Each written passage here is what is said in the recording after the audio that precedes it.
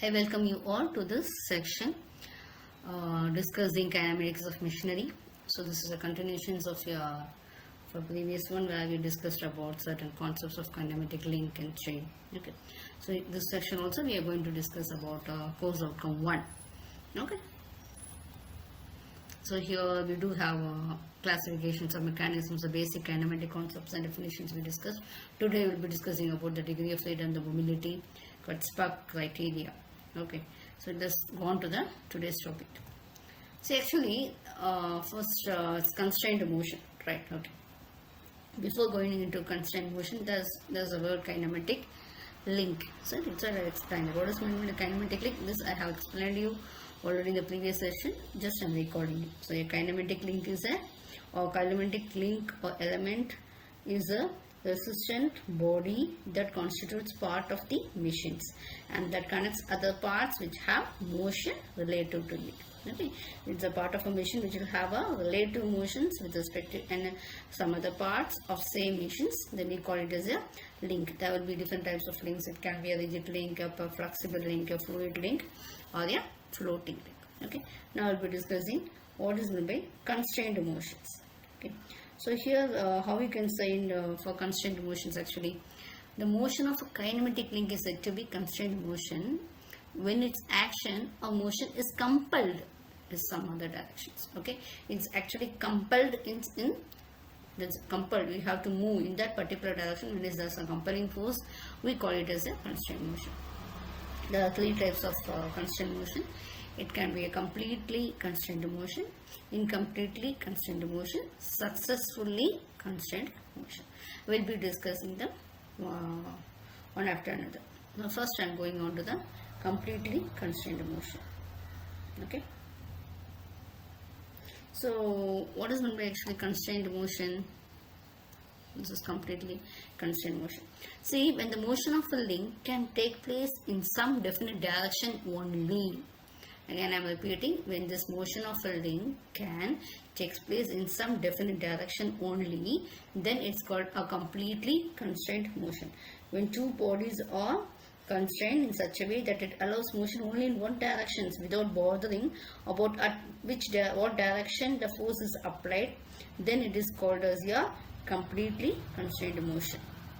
You can see in the diagram that a rectangular rod is in a rectangular hole, isn't it?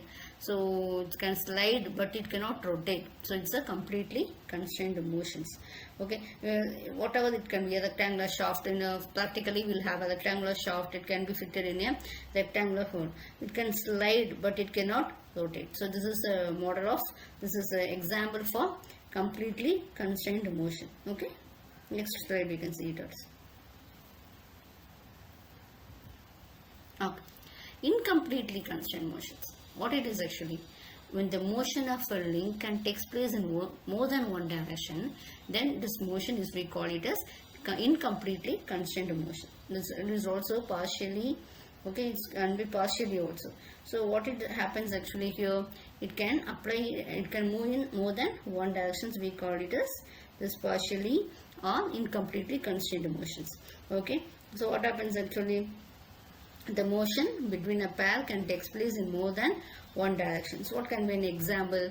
A circular shaft in a circular hole is an example of this. You can see that the circular hole can slide along the circular hole and also it can rotate. So there are two movements of being possible. So we call it as a incompletely constrained motion. Okay, next one.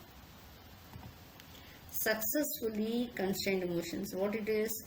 What is it? Is successfully constrained motion actually a kinematic when the motion of a link is not completed by itself but by some other means. Then the motion we call it as successfully constrained motion.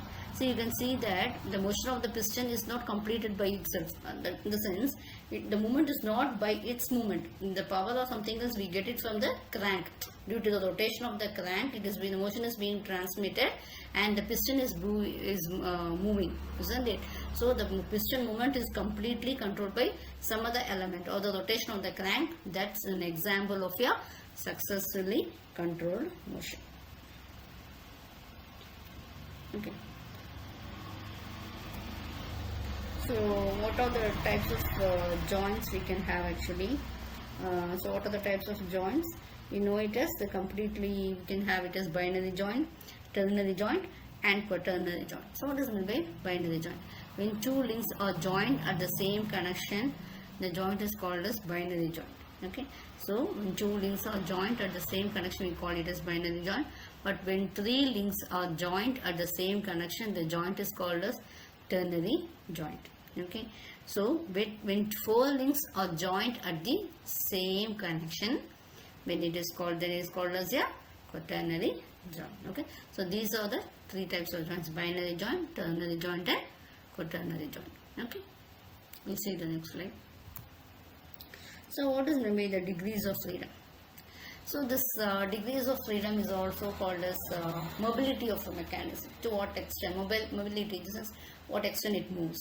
So we can see it is a number of inputs or the number of independent coordinates required to describe the configuration or position of all the links of the mechanism with respect to the fixed link at given instant. That is, we can also say as number of independent coordinates required to describe or specify the configuration or position of all the links of the mechanism with respect to the fixed link at any given instant. Okay, so that is called as your degrees of freedom. So in the kinematic pair, what will happen in a kinematic pair? So you can see in the diagram, in the kinematic pair, what happens here, that depending on the constant imposed on the motion, the links may lose some of the six. Normally this has 6 degrees of freedom, isn't it? This can move along 3 directions, Z, X, Y. Similarly, it can rotate about X axis, rotate about Y axis and rotate about Z axis. But when it is when it is working in this 3D object is in a kinematic pair, what will happen?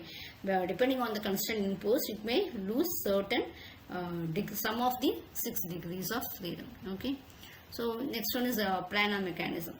When all the links of a mechanism have plane motion, then it is called as planar mechanism. Okay, all the links will be moving in a plane parallel to the reference plane, then we call it as planar mechanism. Next one is a Kurzbach criterion equation. So that's very important.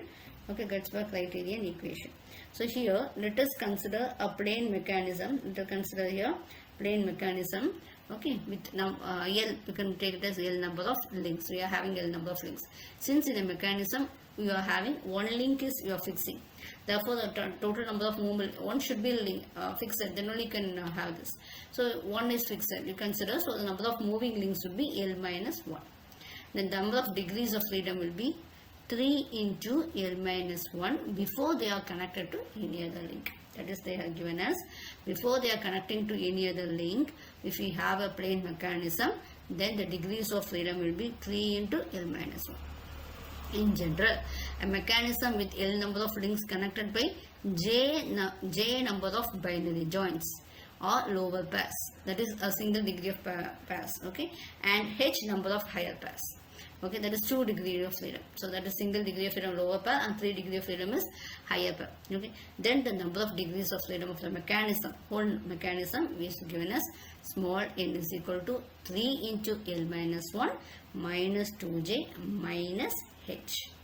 Okay, so this is the equation for finding the degrees of freedom as per Kurzbach criterion equation. Right. So next one is a Grubler's criterion equation. So he applied, came out with a theory and he applied to mechanisms with only single degree of freedom. In the previous section, actually we also discussed about higher pairs which has 2 degrees of freedom, but here Grubler's criterion is applies to mechanism which has only single degree of freedom. That he was discussing about that. The overall mobility, where the overall movability of the mechanism will be unity. So when you put it as small n is equal to 1 and h is equal to 0, because we don't have any other double degree of freedom, the formula becomes 3L minus 2J minus x is equal to 0. So thanks for your patient listening. We will be meeting in the next section.